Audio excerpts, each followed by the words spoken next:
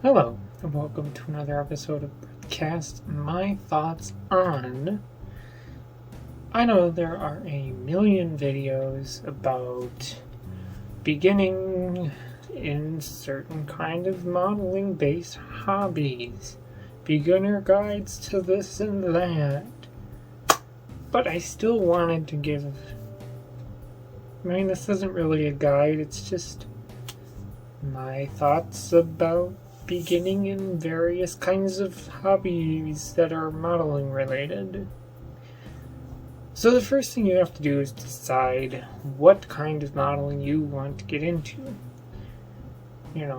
Scale modeling is a very blanket term that can mean model cars, tanks, jets, helicopters, motorcycles, probably a bunch more, Warhammer miniatures, any of that. There's also the widely popular Gunpla, and so on. I would say Gunpla is probably easier to get into because of the fact that it's all, two reasons. Because it is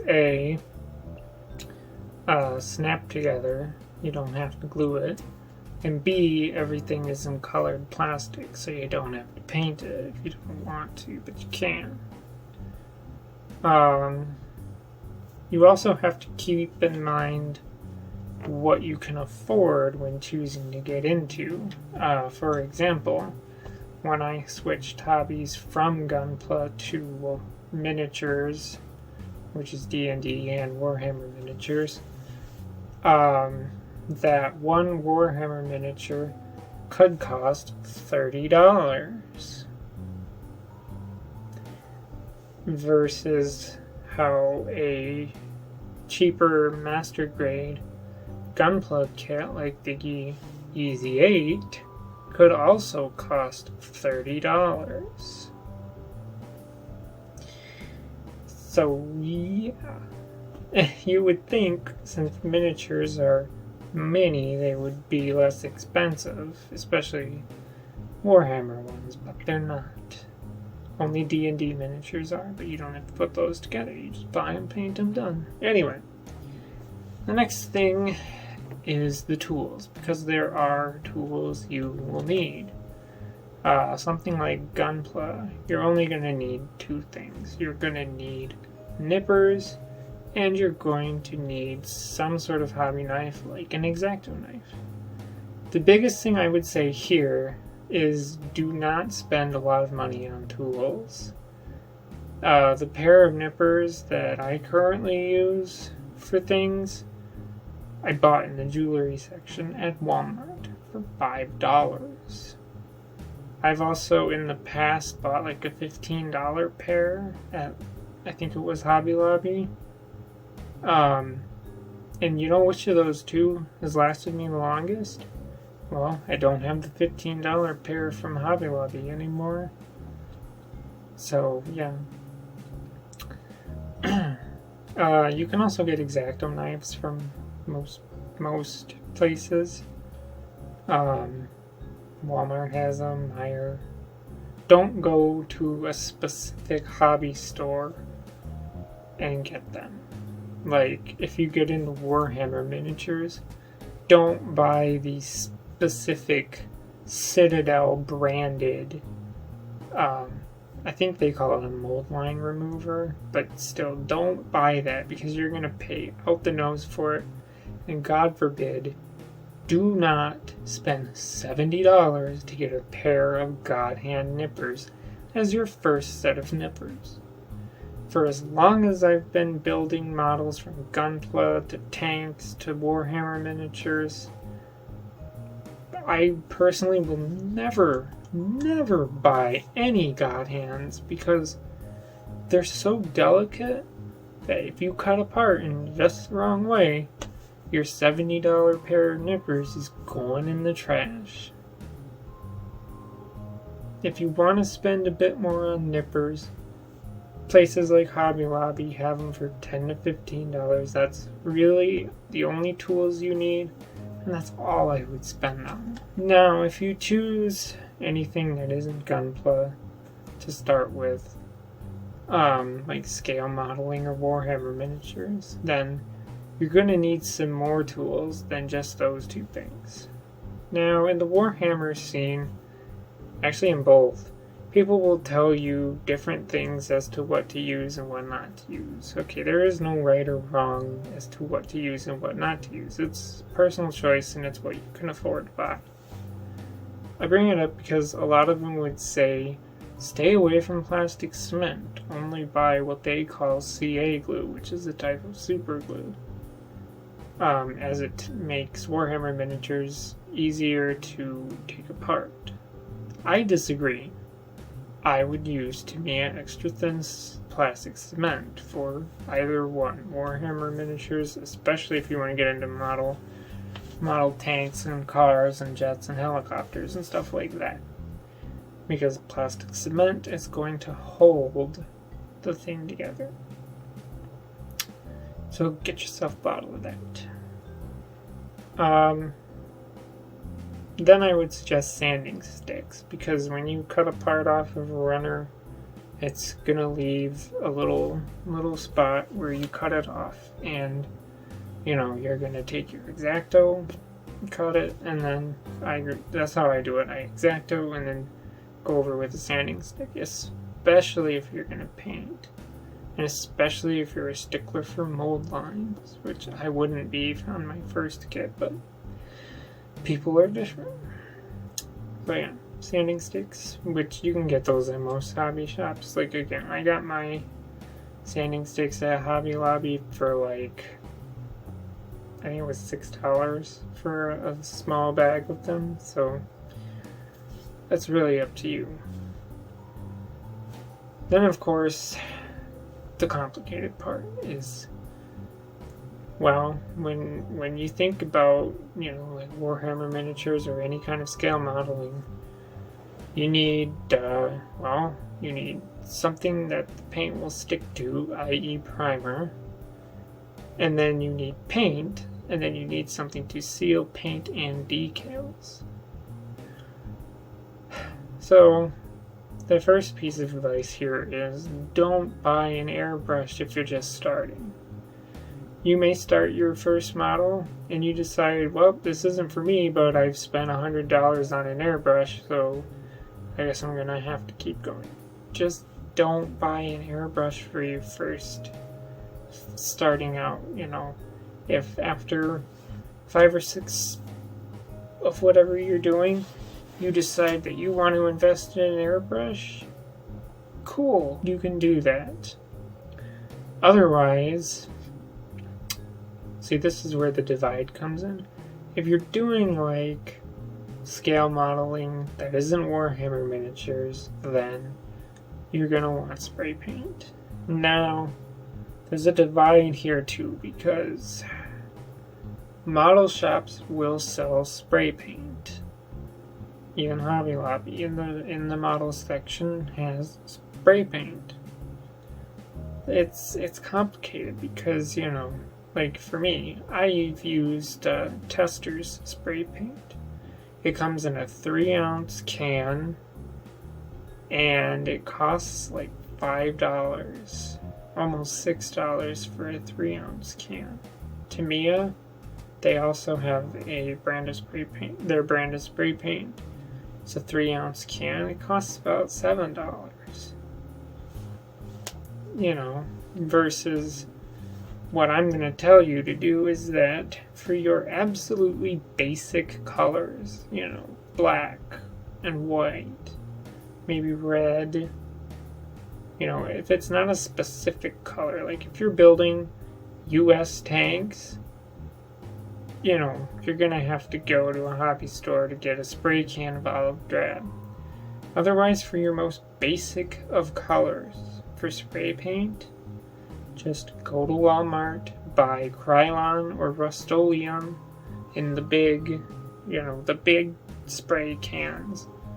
Because I would say Krylon, because Krylon's $3-4 a can, but it's big.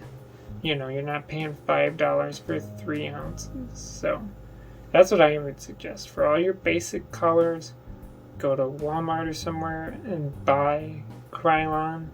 For special colors, like I said, like olive drab, you're gonna have to spend the $5 and get like a Testors or Tamiya. Now, when it comes to like Warhammer miniatures or D&D miniatures, any kind of miniature where you're just painting it, you're gonna not want spray paint, except for the primer. We'll talk about primer. Primer is easy. Go to Walmart, buy Krylon brand primer. Done. Yes, Citadel for Warhammer miniatures makes their own brand of primer. I don't remember how much it costs. I use Krylon primer that I bought at Walmart. It was $4. I have a big ass can of it. And I'm going to lump in with primer top coats because, either one of them you're going to want top coats. Whether it's scale modeling or Warhammer miniatures, you're going to want a top coat. Again, what do? I go to Walmart, I buy Krylon, I have a can of their matte coat and their gloss coat, and they were both about $4 in the big can. That's what I would suggest for top coat. Now, with Warhammer miniatures, you don't want spray paint. You're gonna have to buy brush paint, which also means you're gonna have to buy brushes. So let's talk about brushes. Brushes is very simple. My best advice, don't spend a ton of money on brushes. You can go to your average store like Walmart and you can get a $6 or a bag, like a little bag with 6 brushes in it for about $6. You can even get fine point brushes. You can get any kind of brush, and it's all in the craft section. You can get 5 or 6 of them in a bag, and they cost $5 to $6. That's fine, okay? I went... What was it? There was a week that I went to 2 hobby stores in a week. One, I bought a Citadel brand brush, a small, I think it was a 3/0 brush. I don't know what it means. And another finer point one in another store that I think it was 2 Citadel brand brushes. I spent the day with them painting, and after that, they were junk, and I threw them away, and those single brushes were $5 a piece. Don't buy them. Don't go to a Warhammer store and buy brushes. Don't do any of it. Go to Walmart, Meijer, go to Hobby Lobby. Just buy packs of brushes. It's gonna be so much cheaper. And of course is the brush paint. Now, what I use mostly, because it's what I have, is I use Testors brand paint. I have some acrylics and enamels. Now, the professional Warhammer miniature painters will say, never use enamel paints. Well, guess what? I've never had any problem with it. I've never seen them do anything to the models. I've used them on my D&D miniatures too. Enamel paints are fine. And again, people will be like, well, if you're going to use them, you better thin them. No, you don't have to thin them. If you want to thin them, fine. But you don't have to thin them. But anyway, I used the small bottles of Testors paint. That's mostly I'm going to explain why I use what I use when it comes to paints and where I can get them, because I like to go to the store to buy my hobby supplies. I don't buy them online. When it comes to paint, there's a Hobby Lobby that's about 30 minutes from me that has Vallejo paint, and it has Testors paint and Model Master paint, which is a Testors brand actually. If I go an hour in either direction, there's hobby shops that sell the Tamiya paint and one of them sells army paint, and the other one has Citadel paints. Well, both of them have Citadel paints. There's also a place about a half hour from me that has Citadel paints. And I think that's it.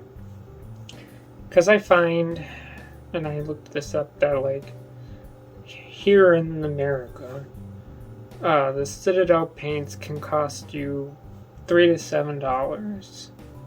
A jar of testers cost me $1.50. Now, the problem with testers is you can't buy the acrylic paints without finding, like, a set where you get so many in a set, or, like, mine were from an airbrush, a tester's airbrush set. Just the airbrush crapped out on me after about the third time I tried to use it, and it was a piece of junk, but I kept the bottles of paint.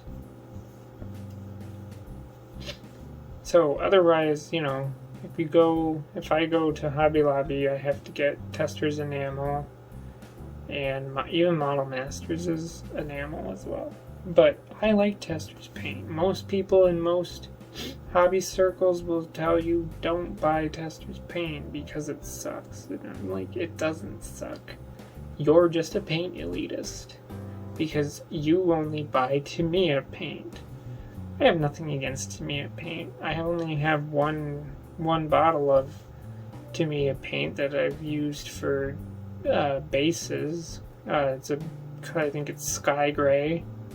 I don't know what the XF- whatever on the bottle is, but it's called Sky Gray, and it cost me about $3. And that's the thing. Tamiya paint will also range around $3 to $7. I have some Vallejo paint. They're pretty good. I need to use more of it, but, you know, it's fine. Anyway, Vallejo paint's fine. I don't remember how much. I think it's about $3 as well per bottle.